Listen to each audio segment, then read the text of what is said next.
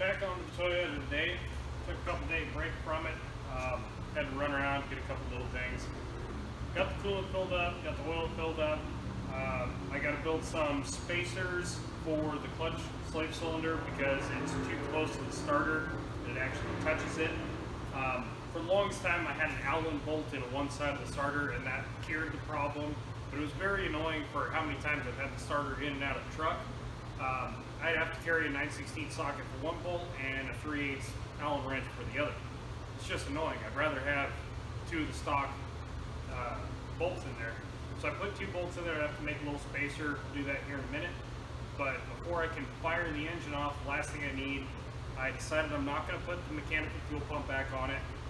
I figure between having the wood gas system and having the gasoline system on it, if I have two fuel systems fail on me, the third one really ain't going to help because that's just going to be a crap day all the way around. So I'm going to build a block-off plate.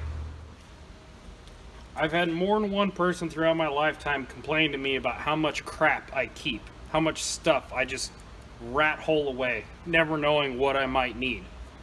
Here I've got just a piece of 3/16 plate. I mean, this is scrap. I really debated throwing it away. But look how convenient this is. Fuel pump gasket. It fits perfectly. So I'm gonna get it traced out. We'll get this cut out with the bandsaw, buck a couple holes in it, be ready to bolt on in no time at all.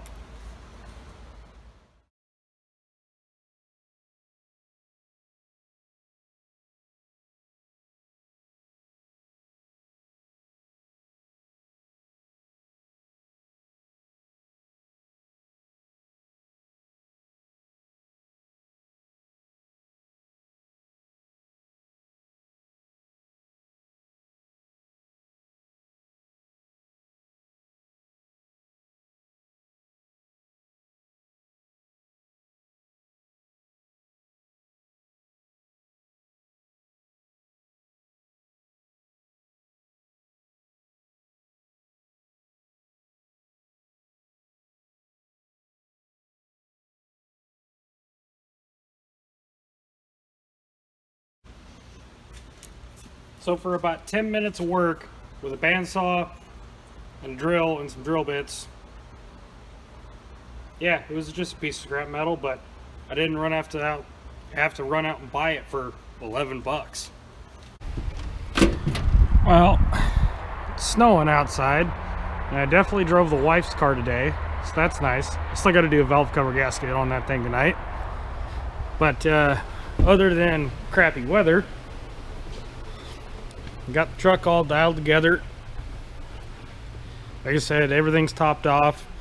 Got our fuel pump block off plate bolted in there. Got the slave cylinder on with the spacers for it. Basically, I've made a list. I've checked it twice. And yeah, it might be snowing outside, and I'm not Santa Claus. Well, I am fat, and I do have a beard. That's about where the similarities end. Fuel pump on. See what happens. Oh, battery connection. Of course. Batteries are the bane of my existence.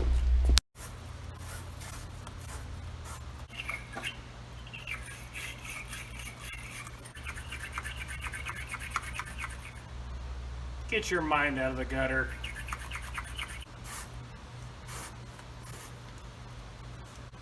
Click. Click. Should be good now.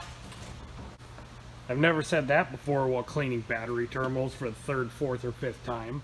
Now you guys keep an eye on this. Tell me if there's any blow-by. I'm going to be in here making sure the thing's got oil pressure.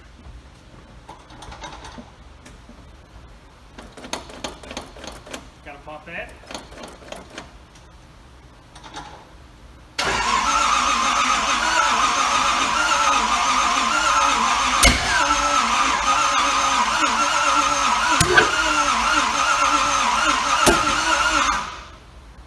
I think the timing's a little bit retarded. Take two.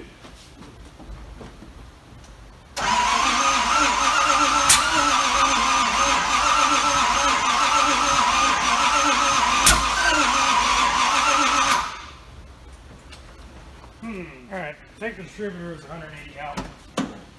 Try number, I don't even know what number we're on.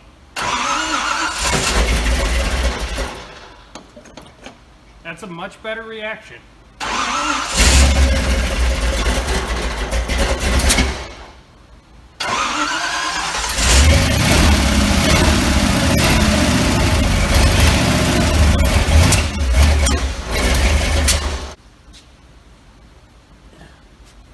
I do not have the vacuum advance hooked up right now.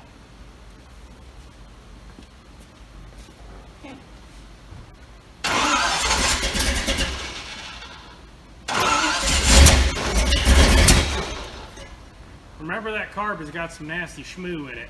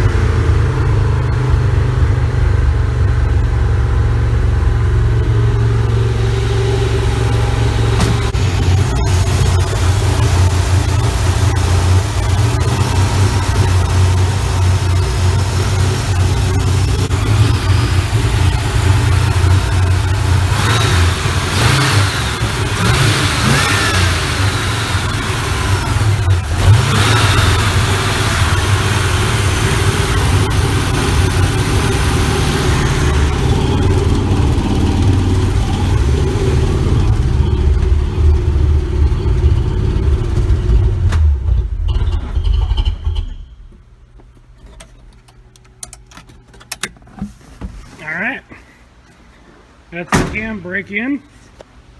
I don't hear any lift or noise. It doesn't appear this engine has any blow by. I know that carb is still partially clogged because this header is still glowing. But it was doing that when I was running on gasoline before. So I know the jet's probably in the left side barrel or partially clogged. But she runs pretty good. Came all the way up to temp, which is weird for this truck because I'm used to running it on the wood gas system and it runs at like 160 degrees. But she got all the way up about 210, pop thermostat open, get everything burped out. Runs pretty good. A little bit of water everywhere from burping, but no big deal. Cool. Well, now that this runs, I guess I need to pull the wife's car in here and get a valve cover gasket down on it. I thought I had it all set up to fire, but of course, something's always got to go wrong. I had the distributor 180 degrees out, so I just swapped it real quick. I'm pretty happy so far.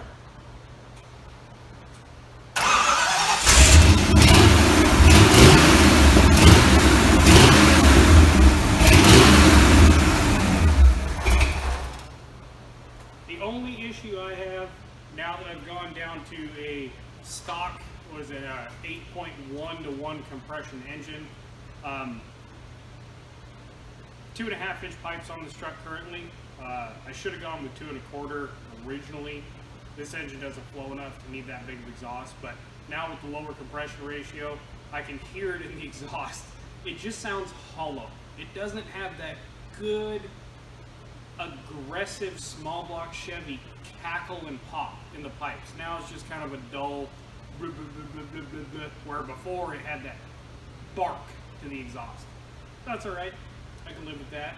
I can still put all sorts of timing in it when we're running on wood, and we'll get a good run on this small camshaft and see how it does. Thanks for watching, guys.